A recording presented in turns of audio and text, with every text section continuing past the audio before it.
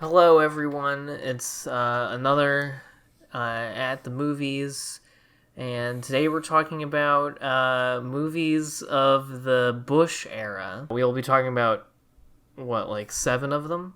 I Yeah, don't know how many we did. a healthy list of 7. I think it's a good list. I think it's a pretty good variety of kinds of movies that we felt were representative of the era. They're all movies I very heavily remember. I mean, for most of them, there are, of course, I think pretty Yeah. big exceptions, but I remember I the remember most of these coming advertising out. campaigns for them. Yeah, I remember when most of these came out. So, Particularly, I want to say W, like that. I remember being fucking everywhere when I was for I whatever remember, reason and I as a remember kid. thinking it was dumb that it was coming out. So I had 2 proposals for this one's. I feel like going to be much more movie by movie kind of thing. We can talk about general trends and such about the Bush era, but these are all very different movies, so I don't know how much we can really generalize. So the movies in that order, not necessarily for the ones that are in the same year. I don't know what month they came out, so fuck that. But Fahrenheit 9/11 is the oldest of the movies that we selected. And then there's Syriana, Spielberg's War of the Worlds, Brokeback Mountain, Norbit, Transformers, and W. Did I miss any? No, I think that's all of them. I think that's all of them. We have many auteurs on this list. We have Michael Moore, we have Spielberg, we have Ang Lee, we have Oliver Stone. I mean, I think that's the best way. I mean, Bay, We have Michael Bay. We have Brian Robbins, who gave us Good Burger and The Shaggy Dog.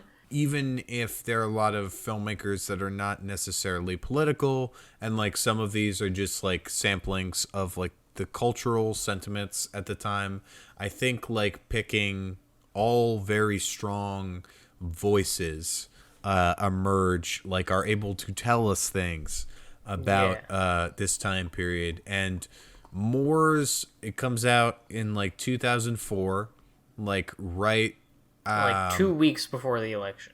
2 weeks before the election. I guess his plea to of what should we do next, completely fucking failed. No, it didn't work, which is funny because I don't know if I necessarily remember it from when the movie came out, but I know from knowing about the movie that he was under the impression that it would sway the election, that this was like the 2004 MSNBC viewer version of that documentary that the My Pillow guy made about the election being stolen. I think you and I had fairly similar reactions to Fahrenheit 9/11, where, and I think this can go for a lot of Michael Moore stuff, where I think here he's mostly correct. I mean, the stuff that I find the most compelling is the stuff about the Bush family's relationship with the Saudi royal family and with the Bin Laden family, and just the varying sort of elements of American empire that surround 9/11 as an event, and how there were all of these sort of vested interests going into the Iraq War, and also that the Iraq War was horrible. I think where he loses me is where he gets into a little bit more of his liberal sentimentality mode, especially in the sort of final leg of the movie, where it very much centers on the impact of the war on the troops. I think he does give some good screen time to Iraqi victims, and he doesn't not mention the victims, the actual victims, of those wars. And also when he does his bits is where he loses me a little bit. He's got a very stupid sense of humor, I guess. Oh yeah, like, he's one of the least like fucking funny guys. like riding And, like, around the riding around DC reading the Patriot Act to Republicans because they or members of Congress because they didn't read it. Like that to me, that like watching this now, that was like a time warp back to recent years where a lot of like the rally to restore sanity. Yeah. He does a bit similar to that where it's like he's talking to congressmen who have kids that aren't serving. Like no one, I think except for like one person, there are no congressmen that have kids serving in the Iraq War. Right. And then he's like trying to find, I think it's like one particular interview where he's like talking to a guy. He's like, oh, here's like pamphlets about signing, like joining the military. And I think, I mean, what he gets at earlier in the sense where it's like weird and predatory, the way the Marines go around and just sort of like target young people, that part and especially is like interesting. especially like poor areas. But it's just like, I agree But with him then he in takes those it things. to that. And then he takes it to that where it's like, it's not like any sense of, I don't know, I think with a Michael Moore film, it's one, he's not going to be persuading anyone with like his snarky rhetoric. Like, I think like he loses like any chance of like using film as like a political tool by like being so like, I don't know, like such a bitch about it, for a lack of a better words. Like It's that. just very clearly made for someone who already thinks these things or knows about this stuff.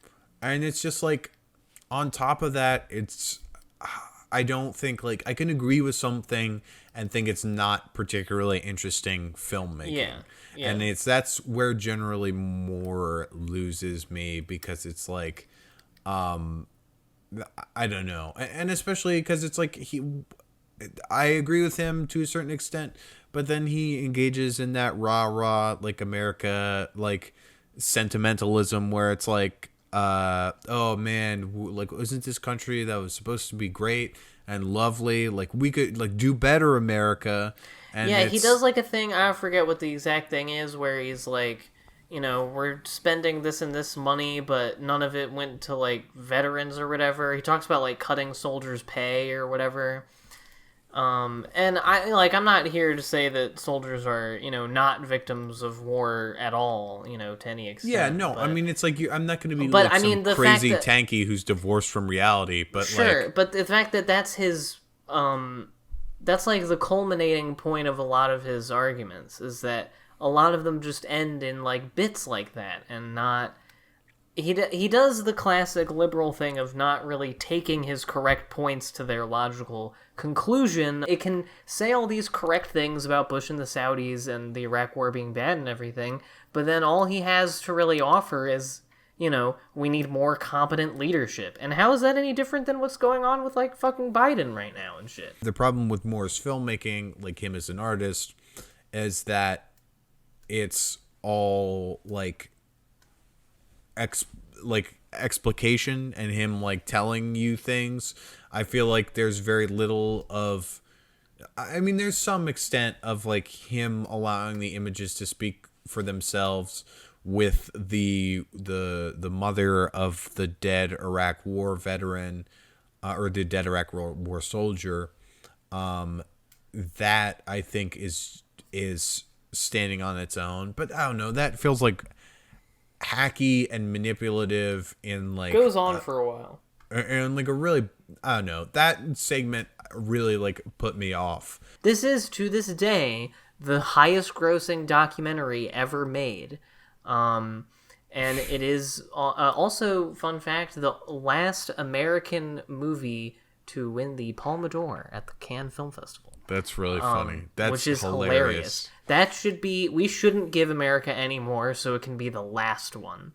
And I mean, it just, again, like shows how ridiculous like festival stuff is in general. You like, can I mean, just, it's like I that feel was like definitely a big, like rich movie people being like, yep, we feel bad about the Iraq War. when I was younger, I was like, oh man, like European film festivals, they're like, that's like the Oscars are That's bullshit. where the but real those, art is. yeah, those guys know what's up, and it's like clearly no. Their Best No. Picture winners are about lesbians. Also, while we're talking about Fahrenheit 9/11, before I move on, I want to mention that clip that we were talking about of George Bush that appears in this movie of him on the golf course where he gives that answer to the media where he's talking about, like, destroying evil in Iraq or whatever and giving this whole diatribe and then ends it with, now watch this drive. And then smacks that shit. That is really honestly well too. So fucking funny. Like it's that, really great. Oh man. Bush, honestly, obviously, terrible guy. Let's get this out of the way right now. I don't like George Bush. It might surprise some of you. But in this, since we're making a video about Bush era movies, not very good. But he had some swag. That is some alpha shit. Dumb guy alpha shit. Yeah, he has some real moron swag, and it's.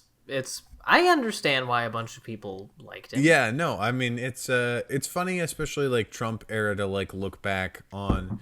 I don't know. I think what we're talking about, like off mic earlier, I think the Bush era, before the 2008 like financial collapse, we see sort of the last gasp of American exceptionalism, like in a way that, like, I don't want to say is rational or palatable, because it's not particularly, but it's like not as like clearly decayed as it is in like Trump, like MAGA exceptionalism.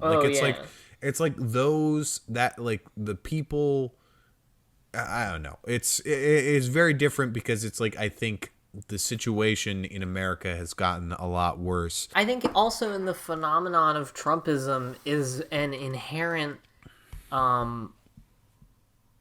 acknowledgement that the American dream is a lie, because a big part of the it's appeal make America was, great again. Yeah, right, that it sucks, that shit is bad.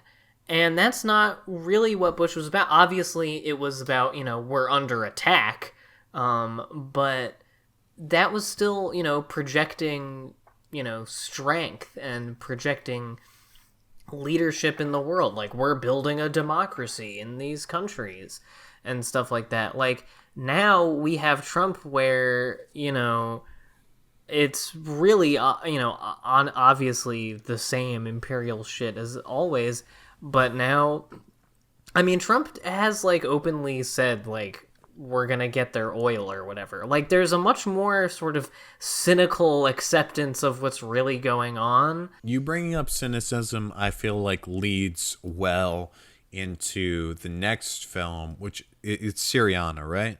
Yeah. Which, I mean, I think there are a few films where I think we, like, disagree to a certain extent. I wasn't really that crazy about Syriana. I could see why, like, people liked it. Yeah. I just, one in particular, like, filmmaking style, hate, like, handheld, like, I don't know, that mainstream, like, I don't want to, I'm not going to do this movie the disservice of, like, calling it, like, Oscar bait, but it's like, it did win an Oscar. Fair enough. It is, it's like middlebrow art house, like, kind of, like, that type of political thriller. I very, very bleak and cynical, which I think kind of gets into, I mean, I think that's like something I like about the film, but also I think it runs into problems with that in its like depiction of like Middle Eastern politics. I think part of the reason why I liked it is just that I'm not used to seeing like modern entertainment that it has like a decent budget behind it and movie stars that's like made for adults. If you know what I mean. Like, no, that's I one agree. thing One thing from the 2000s that we don't have as much of anymore is like big theatrical releases that are like about things, and also I think I mean, in the context of the time we're talking about, it came out in 2005. Like, these are observations that I think are hard to come by in a lot of culture at the time, in terms of what it says about empire and capitalism and oil and all that jazz.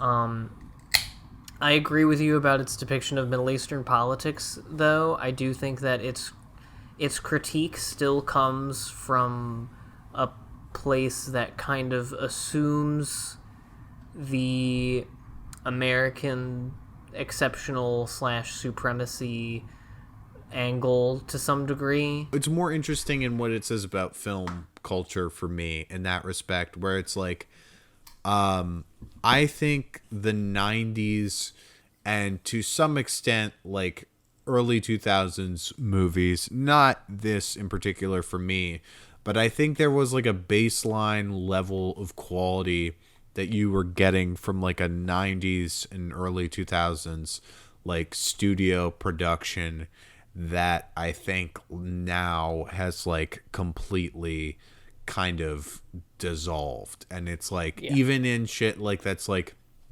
not tentpole, I mean, it's like if it's not tentpole, it's like kind of bullshit indie, and like that type of filmmaking rubs me the wrong way too, because it's like something that it like is taking itself way too seriously and thinking If about it's not it Avengers, as like, it's Nomadland. yeah, no, if it's not Avengers, it's Nomadland, and it thinks it's like art and is like doing something like brilliant or whatnot, and While it's like being filmed in cooperation with Amazon. yeah, and it's like I want, like, I don't know, there was a time where you could see like, I think studio comedies generally have more hits than misses, as opposed to like sort of no name dramas. But I don't know, every now and then I think you get something where it's like unique and well done, and I think there's like a baseline level of quality.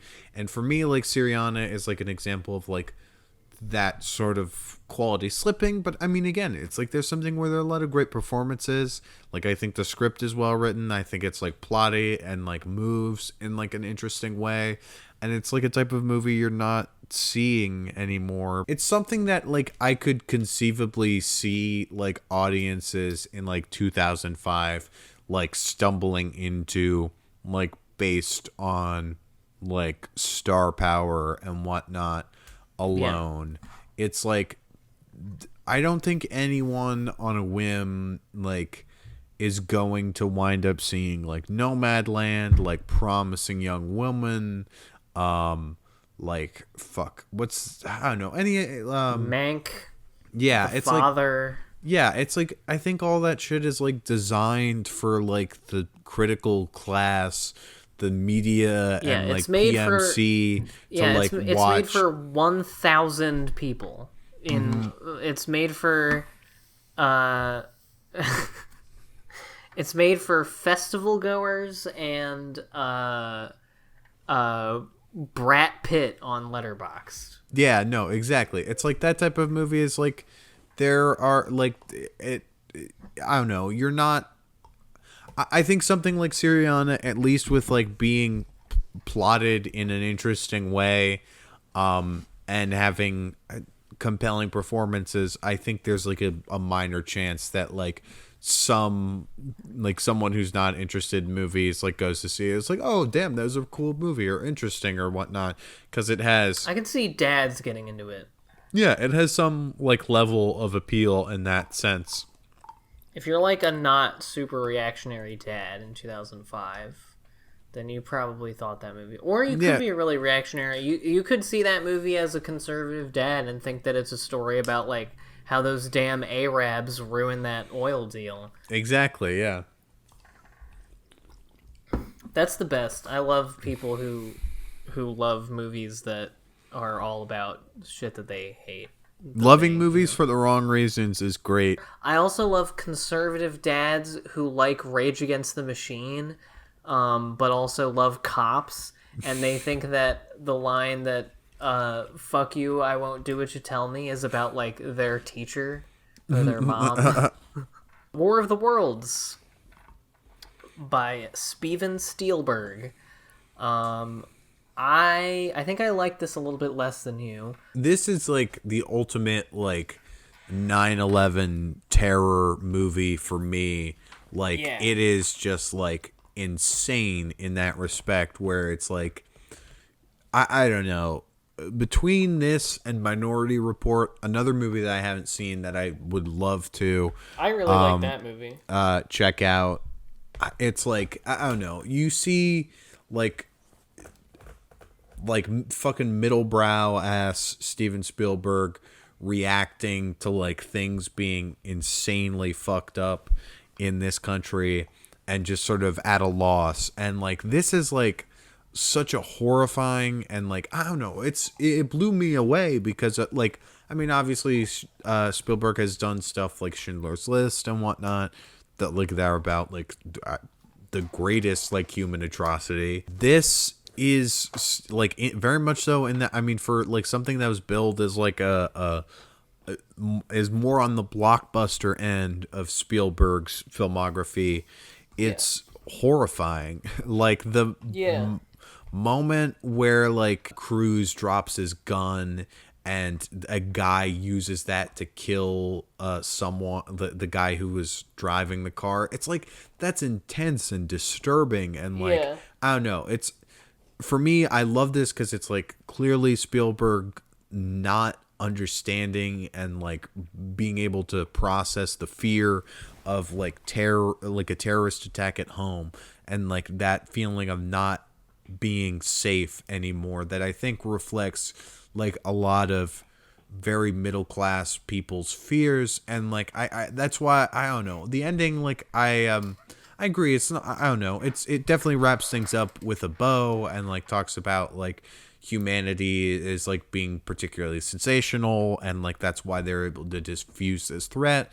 But like viewing it from the lens of like Spielberg as someone who is like that middle class like sort of mindset, it's like it makes it even almost more disturbing for me, because it's like you get that like sort of neat happy ending, but it's just like out of like paranoia and like out of like, oh well, like we're sensational and we're the best and that's why we have to win. But he drops, there's someone who drops like like a camcorder, and we see like some of the aliens zapping through that lens. It's just like I don't know, it's so easy and fun to read into that 9/11 reading.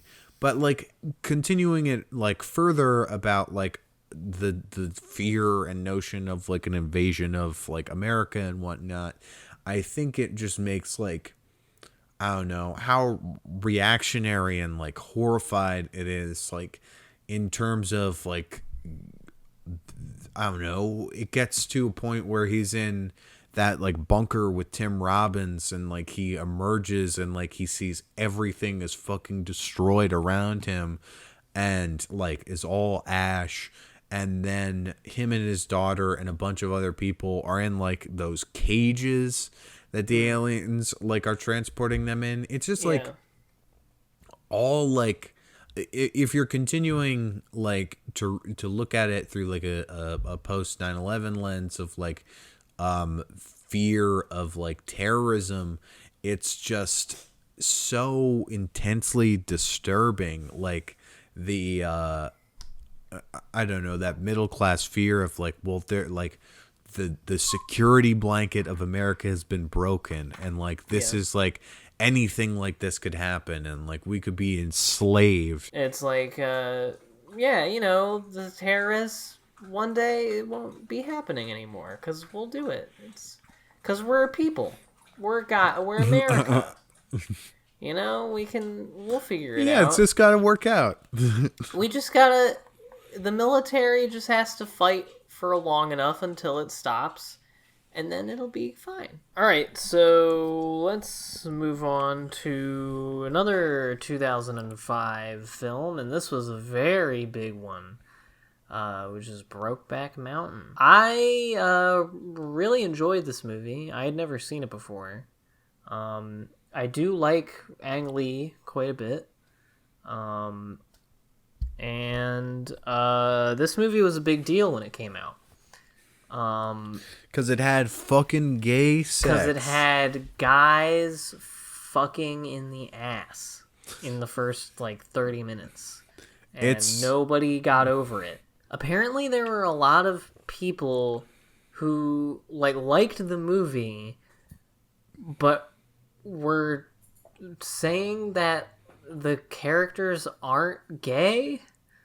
That, they're not straight. They're not gay.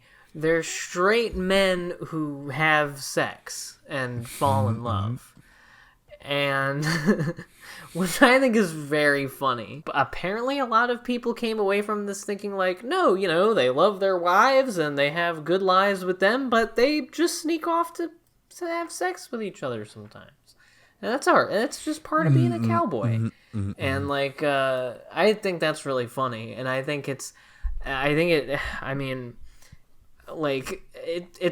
kind of funny in retrospect to think about this movie being such a big deal now, especially because obviously, Netflix is peddling gay sex and Lil Nas X the at gay every corner. Everywhere now. I can't appreciate the fact that in 2005, people were still saying insane shit about being gay and about gay people. People still believed horrid things about gay people in 2005. And I think it's good to point out that how were recently, mainstream opinions. And point out how fucking recent that is, and how quickly people did a 180. It was a very flip flopped big turn. And I don't know. That's why I think that it's all these disingenuously woke liberals.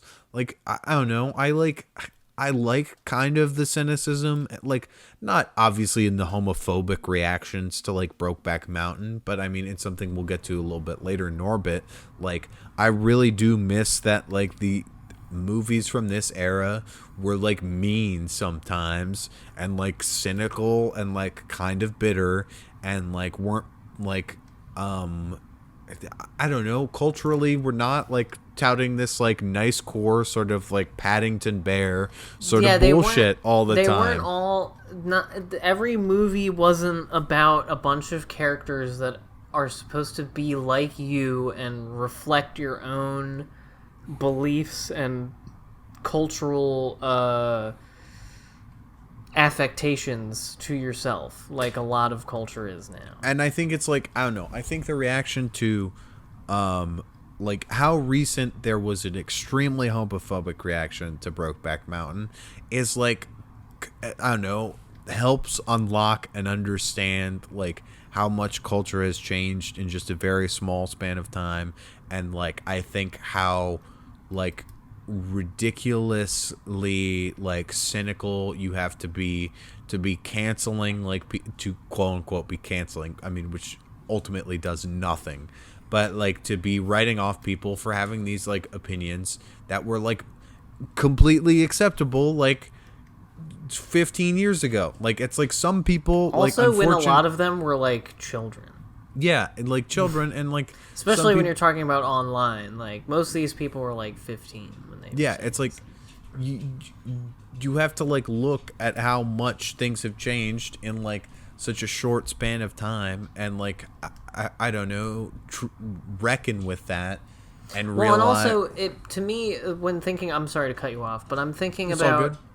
In comparing the sort of cultural sphere around this movie versus now, I think it illustrated to me also how disingenuous and cynical that turn has been on the part of the industry. Oh yeah, exactly. I can't help but think about, I think they deleted it now, but that Netflix thread of listing all the things in different TV shows and movies that are lesbian, and using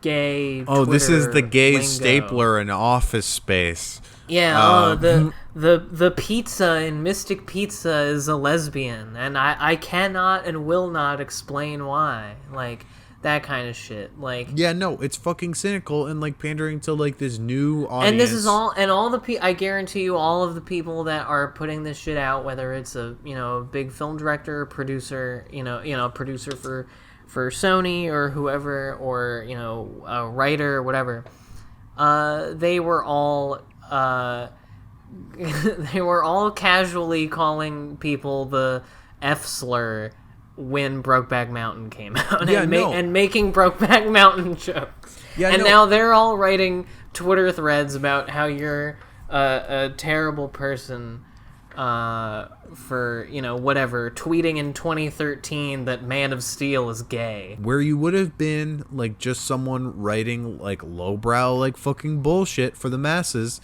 that people would go to see. Now it's like, oh well, the trajectory is like there are 300 different like prestige television shows, and you're just doing what's popular. And it's like in 2000, like from 2000 to 2008, you could be fucking homophobic on TV and in movies, and like that was the gig. And like now, all of those same people who were committing those acts, like I'm not saying that like you shouldn't reflect upon like actions that you've done and like you can't advance as a person, but it's like so cynical and disingenuous that like Hollywood is pushing this bullshit of like these people are bad people, when it's like 10 fucking years ago they were selling you scary movies that had like, I don't know, jokes about like, oh, Brokeback Mountain being like entirely gay sex. And it's just like, that is such a little fraction of the movie. Like probably the most like one of the most genuine and beautiful movies from that era that like holds up now, that a lot of like dog shit trash and like Oscar bait from that era does not. Like it's I don't know, it's the reaction to Brokeback Mountain, I feel like, is, and like the way that it sticks in my mind of like the cultural moment where like literally like I knew nothing about the plot about Brokeback Mountain other than it was gay cowboys, because that was the fucking punchline to so many fucking jokes. Let's get the one that I think will not have very much to say about first, which is Transformers. Okay. Yeah. So this movie sucks. It's not very good. I don't think this is news to anybody. It's kind of become trite to talk about Michael Bay movies being shitty. I know you and I, on, and from an auteurist perspective, are more I guess accepting of Michael Bay as a director. Think, like, not to get too in the weeds with like bullshit terminology, because I like kind of object to the term in general, because I think it's just auteurism, but vulgar auteurism became like, I mean, especially online, like such a big thing. Yeah. And like talking about like directors like Bay, Tony Scott, like, I don't know, you can say whoever, like fucking mainstream big directors who do things where it's like, oh, well, they're doing like schlock or like populist like trash. It's like that's not like auteurist like work, but like it is, that has like a unique like style and stamp. Armageddon, I think, is like the perfect example of like the 90s to like end of the Cold War to like pre 9/11, where it's like the golden age of like America still fucking rocks. And, it's the height of like dumb jingoism.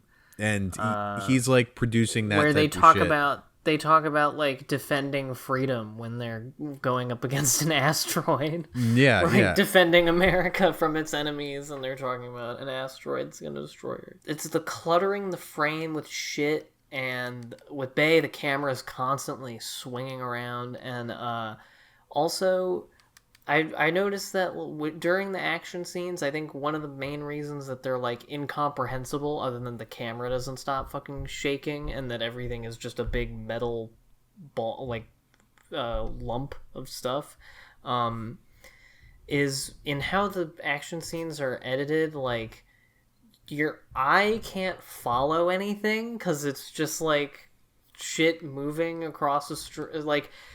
It's not like something like Mad Max where like things positions on the screen from shot to shot kind of lead your eye around the frame so that you can get a good sense of like the geography of the scene and where everything is and like clearly see all of the different actions. It's just kind of like a big mess. Really, before superheroes, I think it begins with like Transformers, and it's just like. I agree with that. It's like, I mean, symptomatic of that, of like franchise stuff, and just like looking like ugly fucking CG. Like that's really like I don't know, trying to. That's the biggest innovation that this movie gives us. Trying to be like realistic, like really ugly looking like CG. And it's just, I don't have any, like, I mean, it can go from this to like the, I don't know, most recent like Godzilla for me, where it's just like ultimately at the end of the day, like you can only, like, if you're trying to like replicate realism, I think it's like it's only so interesting. It winds up like looking like an ugly, like, I mean, most movies now are like ugly like CG, like even something I like the fucking Snyder cut, like towards the end of it there, it's like so much like ugly CG that just like you can't get like any like beautiful images out of, because it's all like computer generated like looking crap. I think this is interesting. I think this is like Michael Bay's War of the Worlds for Spielberg. This is his reaction to 9/11. It's a little bit later, and it's even more reactionary, and it's War of the Worlds if it was made by Tom Cruise's son in War of the Worlds, because it's all about how the military is awesome. About 30 minutes of this movie are shots of people getting in or out of military vehicles,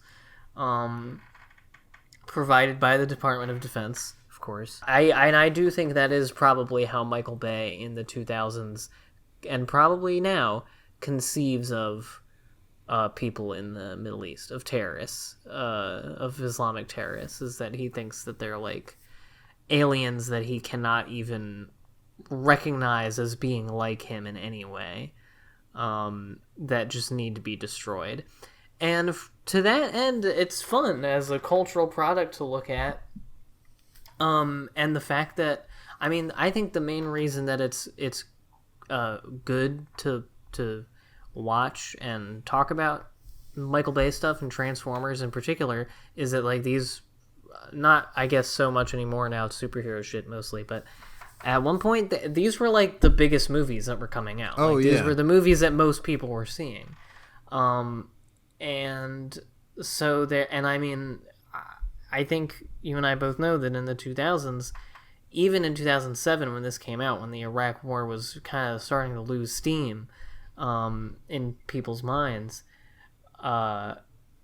there's very much an audience for just like, fuck yeah, we're kicking ass, you know, like killing the enemy type thing. And I don't know, it's a little bit fun to live in that world, but the aesthetics of it and everything just make it very boring. Let's go on to Norbit, which I liked more than Transformers. Yeah, same. It's funny, my like rankings for this have been Brokeback Mountain, War of the Worlds, then Norbit, and that's but yeah, Norbit I think is like, I don't know, much too like ragged on. I mean, I agree. I mean, I think I don't like, think it's good. I mean, I agree, and I mean, I'm not like, not nearly as terrible as conventional opinion. I'm not gonna go like full crazy brain mode, but I think that like this and the reception to a lot of like popular like black comedy like Medea and like Tyler Perry shit. I mean, I do think like to a certain extent like does like lend itself to like racism and like racism and elitism. Like it's like why do people not like Sandler movie? Like why do critics not like Sandler movies? It's like it's lowbrow bullshit, and it's like your mileage may vary with how funny that shit is and like how funny some of this stuff is. I mean, obviously some stuff like a lot of Norbit like particularly isn't funny, and I'm just mostly interested in it as like it's weird and hateful and like uninteresting. I mostly am just very intrigued by it because it's when you told me that it was apparently written by Eddie Murphy after a divorce, I was like, that makes a lot of sense because this is like one of the most profoundly misogynistic movies ever, where it's just about if you're a fat black woman, you are irredeemable. You're a horrible monster. And it's crazy, and the yellow face is really bad. But at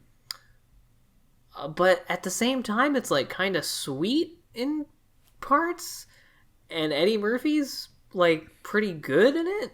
Yeah, no, I mean, all of the characters he does are like pretty distinct and like unique, and like there's a lot of funny like as Norbit. I think Norbit's a funny character. Yeah, there are a lot of really good like commitments. I mean, it's just I wish that like the recurring Norbit bits were like better. Yeah, I wish they were a little funnier. Like the script, you could definitely punch up a lot, and I think it would be like you could really make this pop. I thought that like Respucia, I liked a lot of. I was laughing at several parts with her, but it was just kind of the mannerisms and her just being horrible. Mm-hmm. It was all the parts where the whole joke is like she's really fat. I was like, I mean, yeah.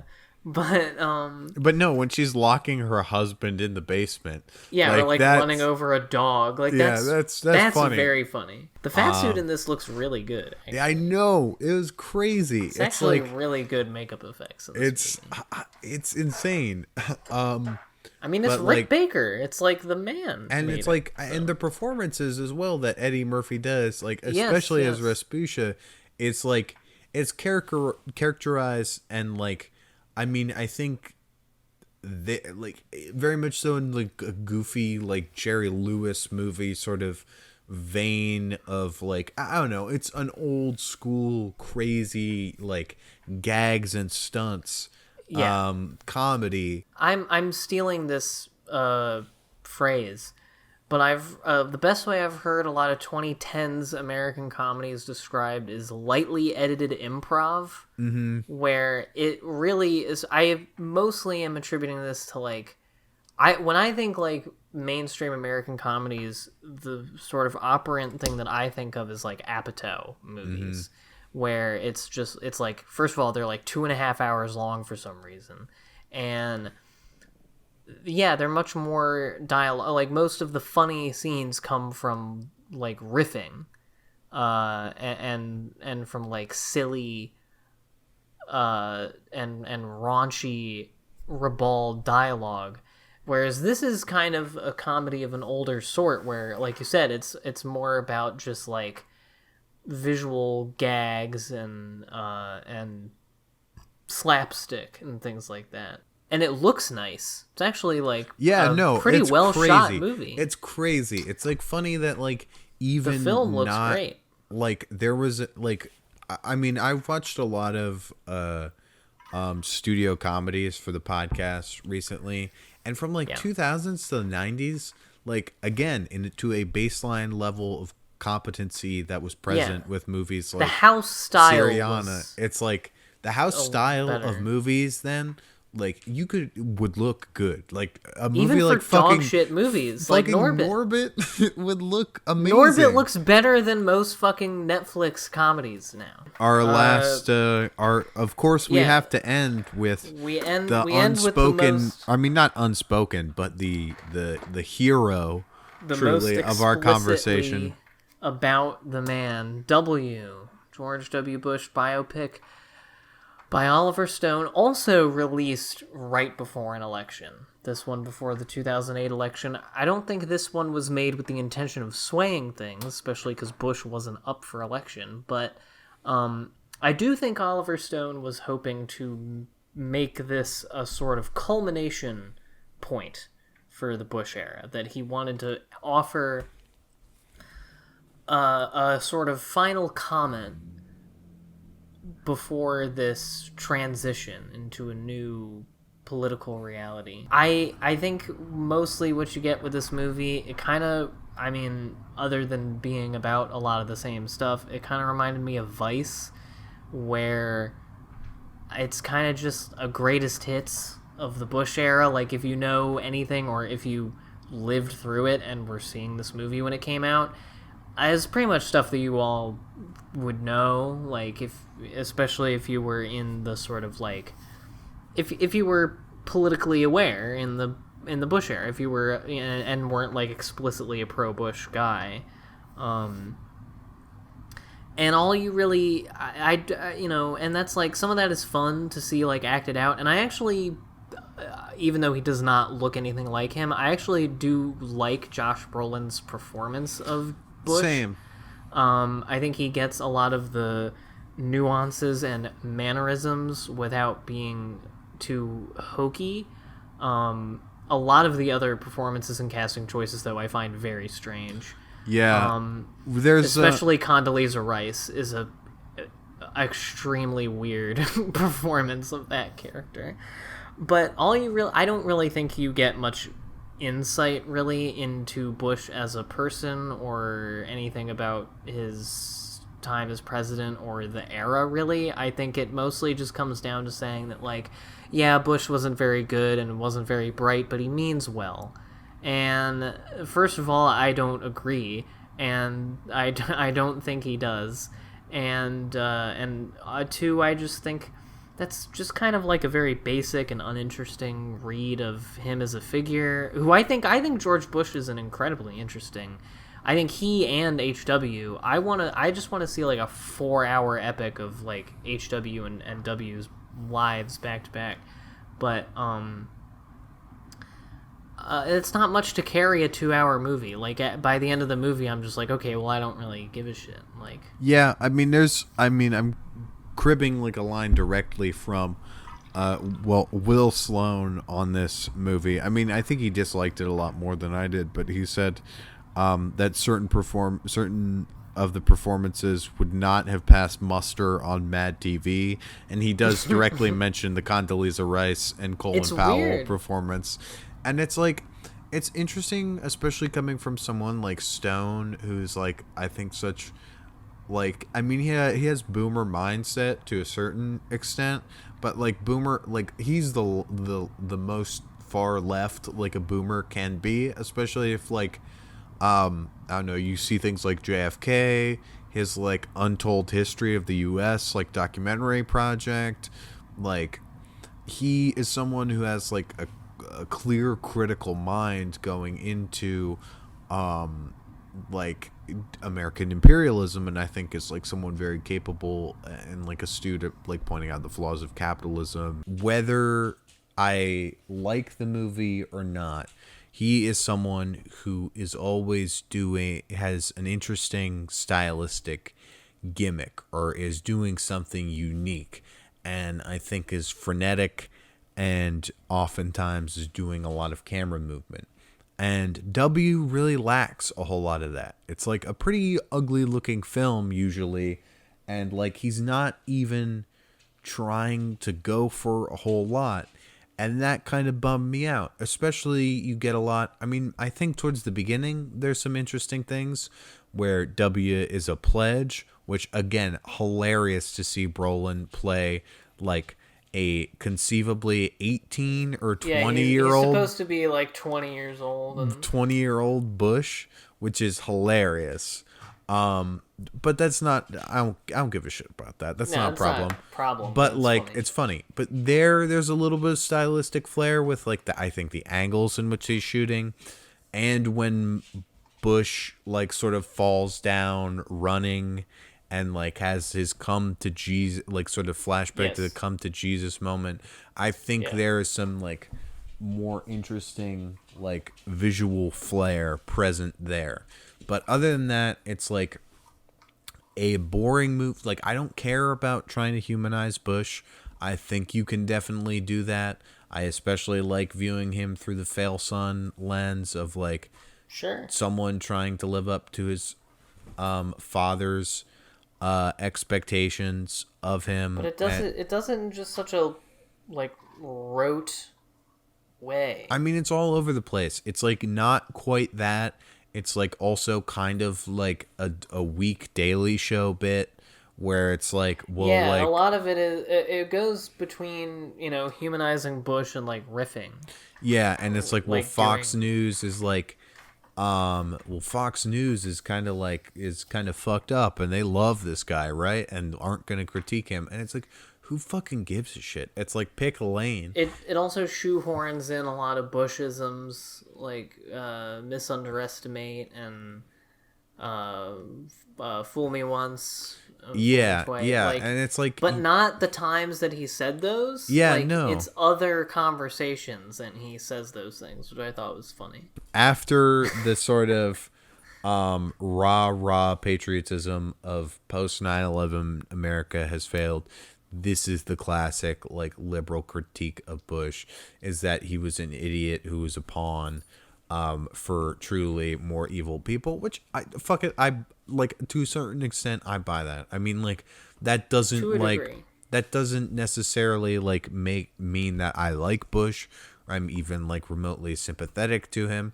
I think it makes him kind of a funny guy, like, and is somewhat interesting. I'm a little pissed, like, talking about this now that he didn't, that Stone didn't recreate Now Watch Me Hit This Drive in there, because that would have been a great moment. He barely golfed. Yeah, in the movie, and that was like a huge part of his life. Mm-hmm. And I'm acting like he's dead. But he loved that. He used to love golf. Give me a little bit more to chew on. And this is like him in bed with Barbara Bush, being like, or no, is it Barbara Bush or Laura Bush is his wife? I don't remember. I think Laura. Okay. I think it's Laura. It's him in bed with his wife, like Mrs. Bush. Laura Bush, played horribly by Elizabeth Banks. Oh yeah. Sucks. Like another awful casting decision. Yeah, talking about like whether or not they're gonna fucking see cats, and like I do kind of like the end of it being like, he's like, I like the resolution of there is no resolution. He's sort of this confused man in the middle. And I think it's like an interesting point, because I do think that like what pops up in a lot of like Curtis analysis, and like I think like legitimately is like a meaningful analysis of like the role that politicians play in contemporary life, is that like they themselves are realizing that they don't have powers, like they don't have power, and that like it's really like corporations and like capital that's like driving everything, and but they're just managing something that's already on track. Yeah, they're like mostly like weird like arbiters, and like sort of like, again, middle managers just pushing shit around. And I think that's like some of that comes into play in like the like scene where Cheney is in the war room and is sort of revealing his like nefarious plans for what like being in the Middle East would mean, and like sort of dominance in that perspective. And I like that related to like Bush just sort of being confused and like unsure of what to do. Bush, Trump, Obama, Biden, devoid of any guiding ideology other than like sort of personal self-interest and like the idea, I mean, particularly in Obama's sense, I think particularly the idea of a legacy and like what like being the first black president would mean, and like his like very narcissistic like perception of like himself and like trying to shape his legacy. I think like that type of personal like that individualist stories make sense for these presidents because they're not driven by any higher purpose or higher goal, but like I don't give a fuck, like, and it's not Stone didn't make me give a fuck and like didn't do it in a cool looking way, so yeah. But that's all for the Bush era movies. I think we're both in agreement that Brokeback Mountain's probably the best one that we watched. And then the worst one for me is probably maybe Transformers. I think I gave Transformers and W the same rating, but I think I'll say Transformers was my least favorite because, for one thing, it was longer, and so I was more bored during it. Whereas with W, at least, it was kind of interesting to like watch vignettes of the Bush era. Yeah, I'm gonna say Transformers as well. It's just like the least like to hold my attention. Yeah, I was like I was paying attention the least out of any of these movies during that one. So, but I think I don't think we made any profound observations about the Bush era culturally, but I think it's fun to look at these sorts of things and talk about what pop culture was like at different times and what that reflects about the popular consciousness. Obviously there was a big market for reaction in the post 9/11 era, but of course this is also, as always, culture kind of obscures reality in a way, because I mean a lot of people forget is that for instance the anti-Iraq war protests were some of the largest in history. It was there was actually, even in America, quite a large opposition. Anyway, yeah, that's it. We're gonna soy face for the thumbnail and then we'll be done. But thanks for watching. Thank you to JT for talking. Sometime in May we'll have another one, and other videos, and yeah, it was fun. All Thanks right. for having me on again. Yeah, alright, see ya.